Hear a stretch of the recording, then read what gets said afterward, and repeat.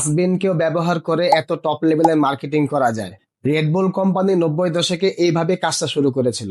আসলে কোনো কোম্পানি যখন তাদের যাত্রা শুরু করে তাদের একটা প্রবলেম থাকে, সেটা হচ্ছে বাজেট প্রবলেম। তারা যে মার্কেটিং করবে এই বাজেটটা তাদের থাকে না। তো রেডবুল কোম্পানি ভাবা শুরু করলো তাহলে আমরা কি করব, আমাদের তো মার্কেটিং করতে হবে, পাবলিসিটি করতে হবে। তারা ভেবে দেখলো পাবলিক তো ড্রিঙ্কস খাওয়ার পর ডাস্টবিনের মধ্যে ফেলে রাখে, তো আমরা যদি আমাদের ক্যানগুলো ডাস্টবিনের মধ্যে ফেলে রাখি, মানুষ দেখে কিউরিওসিটি ফিল করবে যে এটা আবার কোন কোম্পানি এক রাতের মধ্যে এত পরিমাণ ভাইরাল হয়ে গিয়েছে। তো তারা ওই কাজটাই করলো, নাইট ক্লাব, বার, স্কুল, কলেজ এবং রাস্তাঘাটের পাশে যে ডাস্টবিন গুলো আছে সেগুলোর মধ্যে তাদের ক্যানগুলি ফেলে রাখছে। শুধু ভিতরেই না, বাহিরের মধ্যেও কিছু ক্যান পেঁচিয়ে ফেলে রাখছে।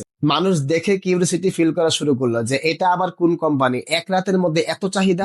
এই কিউরিওসিটি থেকে মানুষ সার্চ করা শুরু করলো, টেস্ট করে দেখা যায় এটা কেমন ড্রিঙ্কস যে এত পরিমাণ চাহিদা।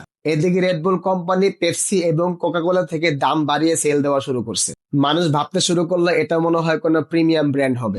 দেখতে দেখতে আস্তে আস্তে রেডবুল এখন টপ ড্রিঙ্কস কোম্পানির একটি।